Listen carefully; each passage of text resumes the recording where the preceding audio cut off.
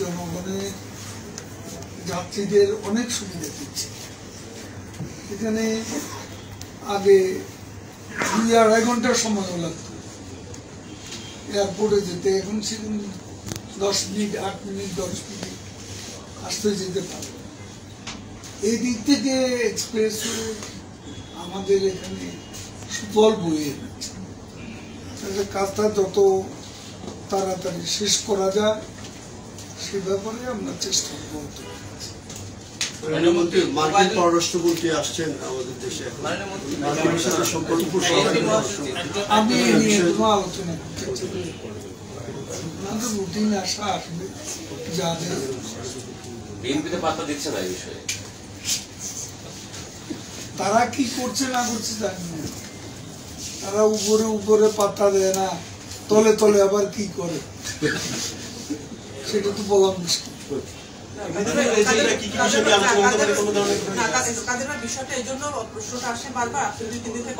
আমি প্রতিদিনই, কারণ একটা দেশের তিনি পররাষ্ট্রমন্ত্রীও, একজন সহকারী পররাষ্ট্রমন্ত্রী, তাকে নিয়ে বাংলাদেশে তো মাতামতি, তার প্রয়োজনে সে আসছে, তাদের এজেন্ডা আছে এখানে।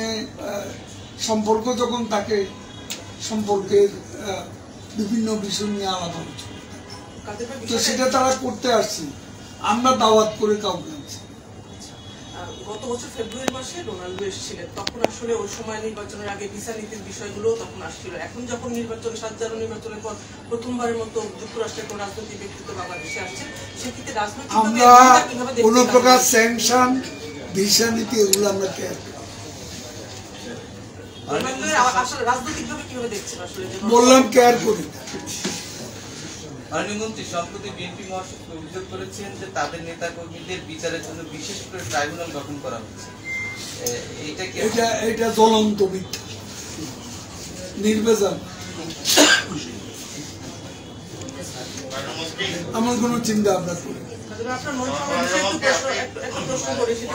না, আপনি বারবার প্রশ্ন করেন, আপনার প্রশ্নের জবাব দিয়েছি। মন্ত্রণালয়ের বিষয় কারণ গত কয়েক বছর আপনি এই মন্ত্রণালয়ের রাস্তার শৃঙ্খলা ফিরানোর জন্য বারবার বলছিলেন, আপনি চেষ্টাও করছেন, কিন্তু সম্প্রতি এই ঈদের সময় আমরা যে পরিমাণ, এটা তো শুনলাম, এটা তো সবাই বলছেন, এই প্রশ্ন আগেও করেছেন। রাস্তার বিশৃঙ্খলাটা আপনি ঠেকাইতে পারেন নাই কেন? আপনাকে নিয়ে করবো, চলুন।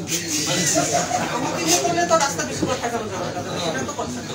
আপনি তো অভিযোগই কেন সব? আপনাকে তো পাই না, আপনাকে প্রশ্ন করতে পারি না। না, আপনি পান না, আপনার ভাই, আপনার বোন, তারা তো পাচ্ছেন। আমি প্রতিদিনই কথা বলছি। মন্ত্রী, আপনি তো অ্যাক্সিডেন্ট বা এই বড় ইস্যু হলে তখন পলিটিক্যাল কথা বলেন না, এই ইস্যু নিয়ে তখন তো বলেন না, আপনাকে তখন তো পাই না। আপনার না পাইলে আপনার ভাইটা, আপনার কাগজ আছে। আমি তো এখানে না বসলে তিনি রেতে অথবা আমাদের ঢাকা জেলা অফিসে আমি বসি, আমি তো বসি। এখন আপনাদের এক কাগজে আপনি না থাকলেন, আরেকজন থাকলো, তাকে দিয়ে প্রশ্ন করেন। পলিটিক্যাল জিজ্ঞেস করলে আমি কি আমরা একটু কথা বলার সুযোগ পাই। তো আমি নিজেই তো আজকে আপনাকে আমাকে অনুরোধ করেছি, আমি নিজেই বলেছি সেক্রেটারিয়েট এখানকার যে সাংবাদিকরা আছে তাদেরকে ডাকার জন্য আমি পিআরওকে বলেছি। এটা তো আমার সদিচ্ছার কারণ, এটা আমি কোনো রিকোয়েস্ট তো পাই। ঢাকা ইউনিট এক্সপ্রেসের কাজ অর্থ ছাড়ের কারণে আমি একটু আগে বলেছি, আপনি কোথায় ছিলেন? আমি তো বয়স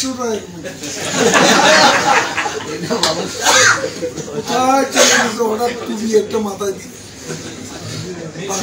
মেট্রো রেল আলোচনা চলছে, আসলে এটা কতটা সত্য? মেট্রো তো চলছে, শুক্রবার বন্ধ থাকে, এগুলো আলাপ আলোচনা। আসলে তো কোনো দেশেই মেট্রো রেলের কোনো ছুটি বা বন্ধ থাকে বলে জানা নাই। আমাদের মেট্রোটা তো সবেমাত্র আমরা শুরু করেছি। ঢাকায় আমাদের 6টা মেট্রো, সেখানে একটা মেট্রো আমরা মাল্টি লাইন 6 আমরা করেছি, মতিঝিল পর্যন্ত, সেটা কমলাপুরও যাবে, এক্সটেনশন আছে। আর দুটা মেট্রোর গ্রাউন্ড ব্রেকিং আমরা করেছি, একটা এমআরটি লাইন 1, একটা হলো এমআরটি লাইন 5। এখন আমাদের টার্গেট হলো 2030-এর মধ্যে 6টা মেট্রোর কাজ শেষ করে। মেট্রো একটাতে তো সব শুরু হয়, মেট্রোর বিভিন্ন রুট আছে। আমরা মোটামুটি একটা প্ল্যান আছে, প্ল্যান অনুযায়ী কাজ করি। তবে একটা জিনিস সবাই বলে যে মানে গভর্নমেন্ট অনেক কিছু করতে চায়, আমাদের এত দারুণ দারুণ উদ্যোগ, কোনো কিছু সড়কের শৃঙ্খলা কিংবা ব্যবস্থাপনা উন্নয়নের চেয়ে মানে প্রকল্প নিয়ে বড় বড় উদ্যোগগুলোকে আসলে বেশি সব বুঝছে, মানে ব্যবস্থাপনা উন্নয়নে তেমন কোনো অগ্রগতি নেই। বিশ্ব ব্যাংক আমাদের এখানে পদ্মা সেতুতে একটা মিথ্যা অভিযোগ দিয়ে তারা সরে গিয়েছে। সেই ঘটনার পর আমরা কিন্তু বিশ্ব ব্যাংকের অনেক প্রস্তাব নাকচ করি, বিভিন্ন প্রকল্প। একটা প্রস্তাব আমরা গ্রহণ করেছি, সেটি হল রোড সেফটি। সড়ক নিরাপত্তা একটাই বিশ্ব ব্যাংকের প্রস্তাব। আমরা পদ্মা সেতু থেকে সরে যাওয়ার পর আমরা এটা অ্যাপ্রুভ করছি এবং সেটার কাজ এখন সড়কের ব্যবস্থাপনার বিষয় তো এগুলো তো রোড সেফটির মধ্যে, রোড সেফটি বিশ্ব ব্যাংকের যে এই প্রজেক্টটা, আমরা মনে করি যে এই কাজটা আমরা ভালোভাবে করতে পারলে এখানে আমরা অ্যাক্সিডেন্টের ব্যাপারে, যানজটের ব্যাপারে, নিরাপত্তার ব্যাপারে, শৃঙ্খলার ব্যাপারে আমরা সুফল পাবো। আচ্ছা ভাই, মেট্রো রেল নিয়ে একটা ছোট প্রশ্ন, জনগুরুত্বপূর্ণ, এটা একটু শুনে। সেটা হলো যে ঈদের আগে আমরা দেখেছি যে ইন্ডিয়ার থেকে একটা হঠাৎ সার্কুলার দেওয়া হয়েছিল বা অ্যানাউন্সমেন্ট দেওয়া হয়েছিল যে জুলাই মাস থেকে 15% ভ্যাট তারা করবে, টিকিটের উপর আরোপ করবে। এই ব্যাপারে আপনি কিন্তু উষ্মা প্রকাশ করেছিলেন যে এটা হঠাৎ করে কেন আবার তারা এই জিনিসটা সামনে আনলো। আপনি কি তাহলে এনবিআর কে এই 15% ভ্যাট প্রত্যাহারের কথা বলবেন কিনা, কি চিন্তা ভাবনা? দেখুন, আমি সরকারের একটা মন্ত্রণালয়ে বলছি, আমার ইন্ডিয়ার একটা সিদ্ধান্তের কথা তারা জানিয়েছে মন্ত্রণালয়, সেটা অবশ্যই তারা আমাদের সাথে আলাপ আলোচনা করবেন, সচিব পর্যায়ে আলোচনা করা যায়। আমি বিষয়টি আমাদের সড়ক ও সেতুর দুটা উপস্থাপনা ছিল কয়েকদিন আগে গণভবনে, সেখানে আমি ছিলাম এবং আমি নেত্রীকে বলেছি ভ্যাটের এই ঘোষণা এটা বাস্তবসম্মত নয়। আমি বলেছি যে দুনিয়ার কোনো দেশে 15% ভ্যাট বৃদ্ধির নজির নেই, 5% পর্যন্ত নজির আছে। আমাদের প্রতিবেশী দেশ 5% ভ্যাট আছে। তো এটা যৌক্তিক বিষয়টা নেত্রী বলছেন, তিনি মানেন। কত পার্সেন্ট হবে সেটা তো আমি তো বলছি উনি যৌক্তিক বিষয়টা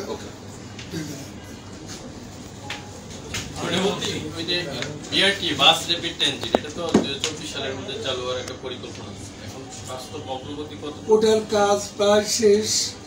ওটা এখন কোনো দুর্ভোগের সড়ক নয় এবং ঈদে আপনারা দেখেছেন, সামনে যদিও আমরা ওই রাস্তায় আর কোনো জনদুর্ভোগ হবে এটা আমরা মনে করছি না, কারণ ওখানে আমাদের প্রয়োজনীয় কাজগুলো হয়ে গেছে। এখন আমাদের সামনে যেটা, সেটা হচ্ছে বাস। আমরা বাস আমদানির ব্যাপারে আমরা ভালো বাস, টেকসই বাস আমদানির ব্যাপারে যোগাযোগ অব্যাহত রেখেছি। দক্ষিণ কোরিয়া, ভারত সহ বিভিন্ন দেশের সঙ্গে এই বাসটা আসলেই আমরা তো আগেই ঘোষণা দিয়েছি নভেম্বর ডিসেম্বরে আমরা বাস সেটা তো নিয়ন্ত্রিত হবে নাকি নরমাল কোনো বাস? আবহাওয়া তো আমাদের উত্তপ্ত হচ্ছে। 100 বাস আসার কথা ঢাকায় আসে।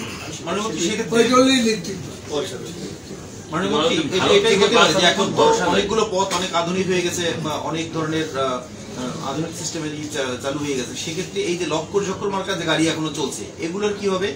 দুই হচ্ছে আরেকটা বিষয় আমি জানতে চাচ্ছি যে এই যে গতিসীমা, সম্প্রতি যে গতিসীমাকে গুরুত্ব দিয়ে গতিসীমা নির্ধারণ করা হলো, এইটা বাস্তবায়নে কতটা কঠোর উদ্যোগ নেওয়া হবে? আরেকটি বিষয়, আমাদের কোনো ট্রাফিক সিগন্যালিং সিস্টেম নাই, এইটা চালু করার ব্যাপারে আপনাদের উদ্যোগ থাকবে না? এখানে বাস্তবায়নটা হলো মূল কথা। একটা আমাদের বিআরটি এর কিছু ঘাটতি আছে, ঘাটতিটা জনগণের। তারপরেও আমরা ইমপ্লিমেন্টেশন প্রসেসের ব্যাপারে আমাদের সিদ্ধান্ত বাস্তবায়নে আমরা এ ব্যাপারে অত্যন্ত সিরিয়াস। তো আমরা যে সিদ্ধান্ত আমরা নিয়েছি স্পিড লিমিটের ব্যাপারে, সেই ব্যাপারে আমরা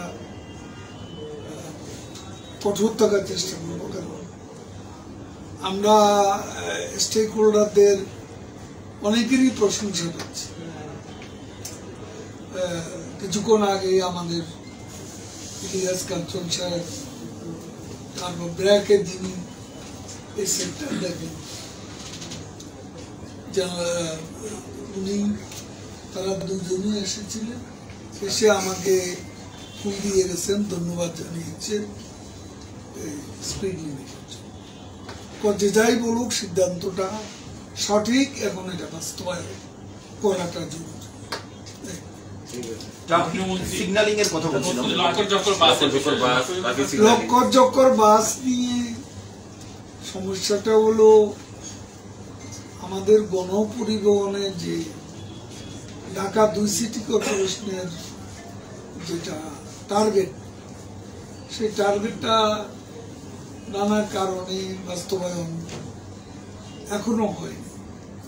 কারণ গণপরিবহন শুধু একটা মেট্রো রেল দিয়ে তো সমাধান করা যাবে না। গণপরিবহনের যে সমস্যা, এর জন্য আরো গণপরিবহন দরকার, আরো বাস আমাদের দরকার। কিন্তু যে বাসগুলো এখন রাস্তায় চলে, এর মধ্যে একেবারে আনফিট যেগুলো, সেগুলো আমরা ডাম্পিং করে থাকি। কিন্তু কোন রকমে চলে, এরকম সব ডাম্পিং যদি আমরা করতে যাই, হাজার হাজার মানুষ রাস্তায় দাঁড়িয়ে থাকবে। তখন আমি এখানে বসলে আপনাদের তরফ থেকে প্রশ্ন আসবে যে জনগণের দুর্ভোগ হচ্ছে। এটা একটা সমস্যা, বিকল্প ব্যবস্থা না আসলে পাচ্ছে।